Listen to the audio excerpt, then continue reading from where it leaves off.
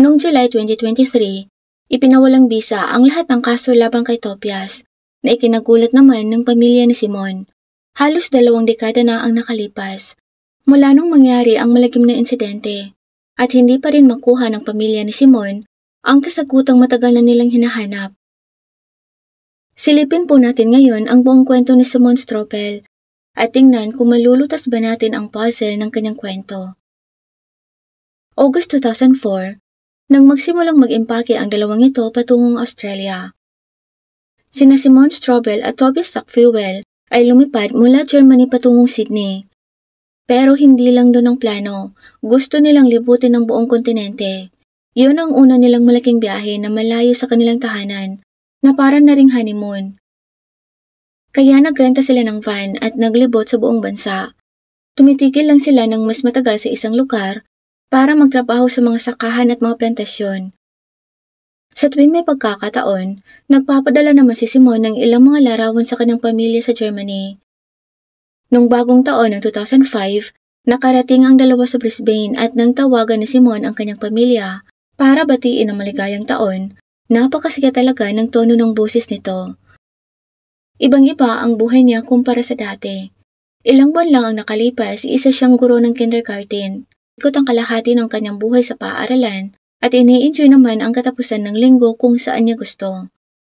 Pero ngayon, nagtatrabaho siya sa mga sakahan at araw-araw na nagkakaroon ng mga bagong kaibigan at nakikita ang magagandang tanawing hindi pa niya nakikita noon.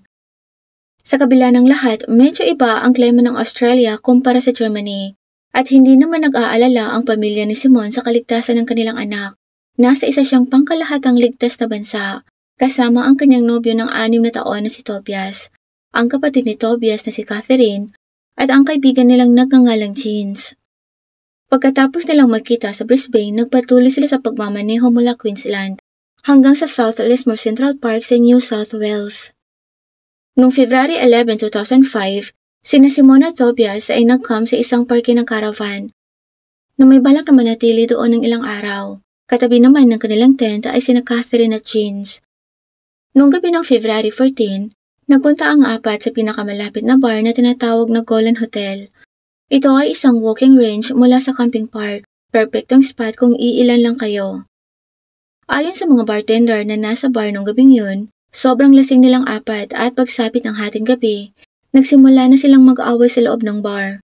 Nagtataasan na sila ng boses, kaya nagpasya na ang mga bartender na palabasin na sila. Pero nang nasa labas na, patuloy pa rin ang kanilang pag-aaway. Makikita rin si Tobias na sinisigawan ng security guard dahil hindi nito pinaubos sa kanya ang kanyang beer. At narito ang pinaka-nakakatakot na bahagi. Bago pa matapos ang sagutan at lumaki sa pagitan ni Tobias at Simon. 2 oras matapos na i-record ng CCTV footage ang kanilang argumento, nawala na si Simon. Narinig naman ng mga tao sa caravan park ang sagutan ng apat. Nang tingnan nila, nakita nila ang 4 na lasing na magkakaibigan na nagtataasan ng mga boses sa isa't isa. Pagkatapos may 3 magkaibigan, isang taong nakakita kay Simon na lumayo sa parke. Gayunpaman naiwan niya ang kanyang cellphone at sapatos. Makalipas ang 7 oras, naglibot sa caravan park ang mga kaibigan ni Simon. Nagtatanong kung may nakakita ba sa kanya. Nag-aalala sila baka may masama nang nangyari dito. Pero naalala ng mga first responders sa mga oras na yon na habang seryosong naghahanap sina Catherine at Jeans kay Simon, nasa loob naman ng kanyang van si Tobias na parang walang pakialam sa kanyang nobya.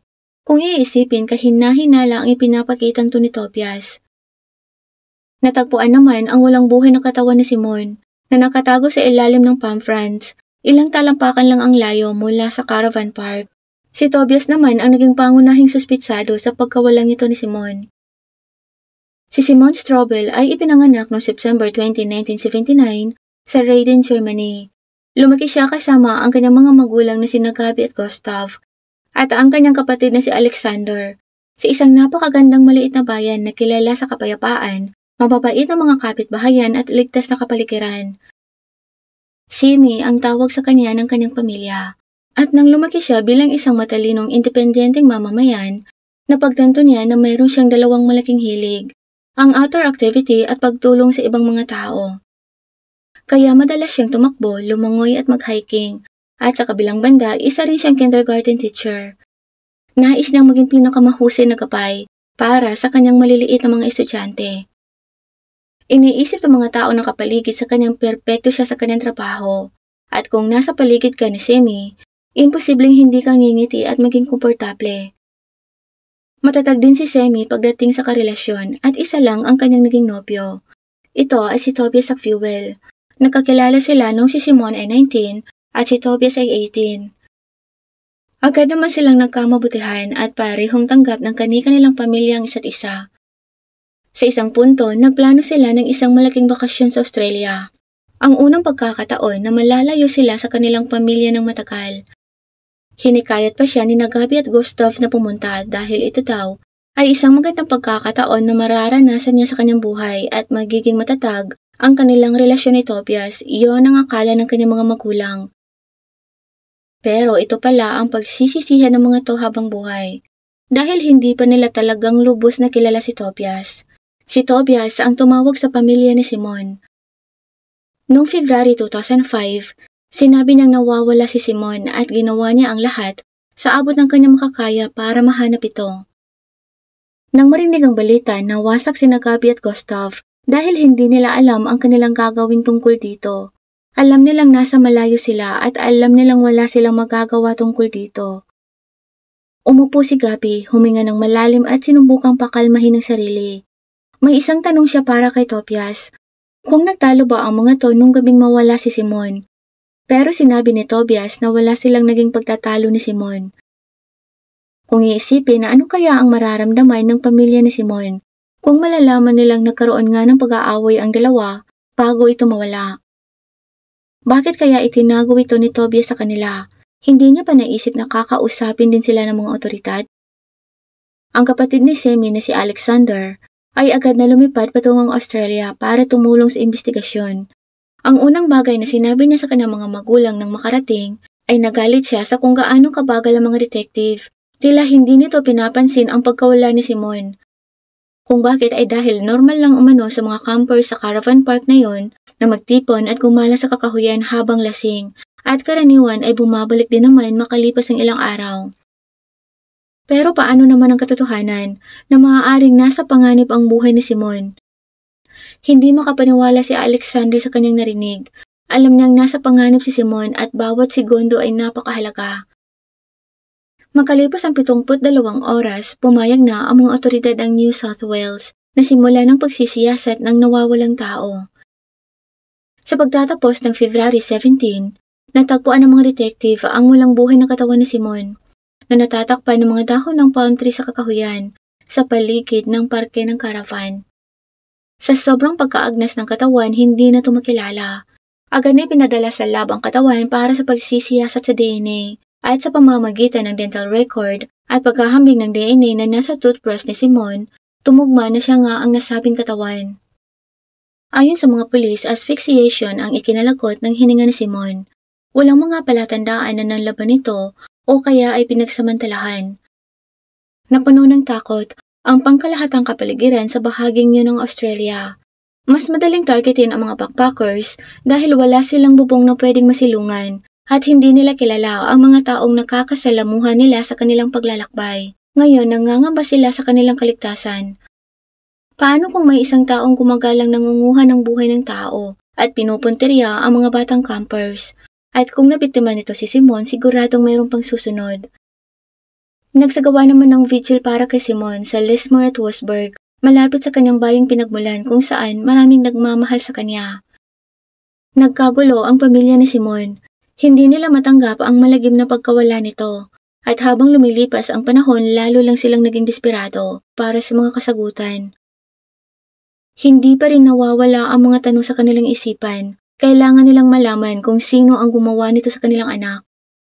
Natagpuan ang walang buhay na katawan ni Simone noong February 2005 at sa pagtatapos ng taon wala pa rin kasagutan. Kaya umupa ng isang grupo ng pribadong investigador ang pamilya ni Simone na lumipad mula Germany patungong Australia.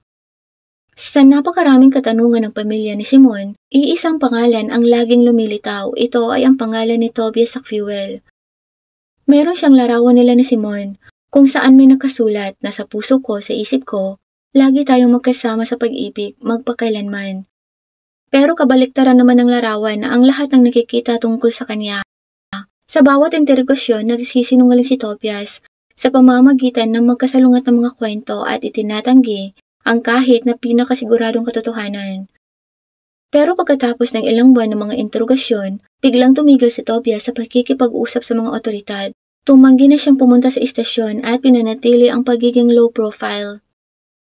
Sumang-ayon naman ang German PI kasama ng mga lokal na otoridad, kaya lang lalo lang siyang nagmukhang kahina-hinala. Pero hindi na nila masuri kung gaano katotoo ang lahat ng pahayag ni Tobias dahil lumipad na ito patungong South Africa at gumamit ng ibang pangalan saka nagsimulang magtrabaho bilang isang surfing instructor. Sina Catherine at Jens naman ay lumipad na pauwing Germany. Habang nasa Africa naman si Tobias, sinabi ni Jens sa isang panayam na nagkita silang apat pagkatapos ng bagong taon noong 2005 sa Brisbane. Ayon sa pahayag ni Jens na sa unang 3 linggo, maayos naman at maganda ang takbo ng mga bagay-bagay. Pero pagkatapos ng unang linggo ng February, nagsimula ang patuloy na pagtatalo ng magkasintahan. Sigurado si Jens na nasa bingit na ng paghihiwalay ang dalawa dahil puro toxicity na lang ang natitira sa kanila. Para kay Jens, nasa panik siya ni Simon. Sinabi niyang habang sinusubukang ayusin ni Simon ang mga bagay-bagay, galit, sama ng loob at parang bata naman ang ipinapakitang ugali ni Tobias. Hindi ito nakikipag-ayos, patuloy nitong pinapalaki ang kanilang away ni Simon. At nung araw na nawala si Semi, sobrang pagwawala ni Tobias. Ang huling sinabi ni Jin sa kanyang panayam ay nung umaga ng February 15, inutusan sila ni Tobias na magsinungaling umano sila tungkol sa bar na kanilang pinuntahan, tungkol sa labis nilang pag-inom at tungkol sa kanilang mga pagtatalo. Sinabi niya kay Tobias na mas lalo lang silang magmumukhang kahina-hinala at para naman kay Jins lalo lang din siyang naghinala. Nang tanungin siya ng mga otoridad kung sa tingin niya ay kaya bang kumuha ng buhay ni Tobias, sinabi ni Jins na hindi niya alam. Na-recover naman ng mga otoridad ang diary ni Simon mula sa caravan park. Sa kanyang huling isinulat, inilarawan niya kung gaano siya kainis kay Tobias. Sinabi niyang hindi na sila nag-uusap at malamang ay maghihiwalay na rin kalaunan. Nakakalungkot na kahit ito ang totoong salaysay ni Jane, tanging circumstantial evidence lang ang mga to. Inimbitahan naman ng mga investigador sina Tobias at ang kapatid nitong si Catherine pero wala na sa kanila ang bumalik sa Australia. Bakit kaya naging suspitsado rin ang kapatid nitong si Catherine? Ito ay dahil ayon sa mga pulis, wala silang nakita sa katawan ng anumang palatandaang nang laban si Simon. Kaya ang tsorya, 2 tao ang tumapo sa buhay ni Simon. Noong 2006, isang investigador ng New South Wales ang lumipad sa South Africa sa pagtatangkang subaybayan si Tobias. Alam nitong isang surfing instructor na si Tobias doon. Nilibot ng investigador na to ang buong baybayin ng bansa hanggang sa makakita to ng isang poster sa lansangan. Ito ang surfing lesson na inaalok ni Tobias. May magandang buhay si Tobias dito. May libreng sasakyan at libreng tirahan. Nag-utos naman ng investigador ng isang local artist para mapalapit kay Tobias at makakuha ng ilang pag-amin.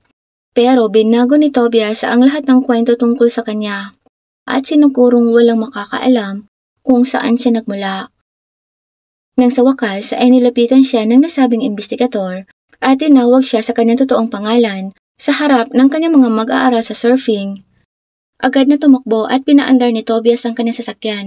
Agad siyang tumakas at lumipat sa ibang lugar. Nakakagulat na nanirahan si Tobias sa Australia. Nagpakasal sa isang babae at ginamit niya ang apelyido nito na Moran. Noong 2020, nag-anunsyo ang mga otoridad ng Australia ng 1 milyong reward para sa impormasyon na magtuturo sa taong tumapo sa buhay ni Simon.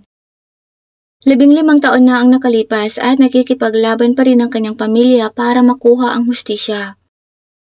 Naisip ng mga otoridad na ito ang maghihikayat sa publiko na tumulong at magbigay ng mga bagong impormasyon. Sa puntong ito may asawa na si Tobias Moran at may 2 anak. Kasama ni Tobias ang buntis niyang asawa at ang ikatlo nilang anak nang arestuhin siya noong July 26, 2022. Noong 2005, hindi pa gaanong maaasahan ang pagsusuri sa DNA. Pero isang hibla ng blonde na buhok ang itinago sa isang Lesmore laboratory. Hanggang sa masuri ito noong 2022. at lumabas ang DNA ni Tobias. Isinaad ng teorya ng prosekusyon na sinakal ni Tobias si Simon sa van pagkatapos ng kanilang huling pagtatalo. Saka ay tinawag nito ang kanyang kapatid na si Catherine para dalhin sa kakahuyan at ilibing doon ang katawan ni Simon. Sa kasamaang palad sa pangalawang pagkakataon, pinaglaban ng depensa na lahat ng ito ay circumstantial evidence lang, kaya't pinagkalooban pa rin si Tobias ng piyansa at noong tag-araw ng 2023, binawi ang lahat ng kaso laban kay Tobias. Nang malaman to ni Gabi at Gustav, nawalan sila ng pag-asa, pero naisip din nila na mas malapit na rin sila sa pagkuha ng hustisya para sa kanilang anak na si Simon. Pagkatapos ng 17 taon, hindi natin masasabi, pero sa ngayon, sana'y wala nang maging biktima ang ganitong klaseng mga tao. Maraming salamat po sa panonood. Kung hindi naman po kalabisan, paki-like at subscribe po sa aking channel. As always, keep safe everyone.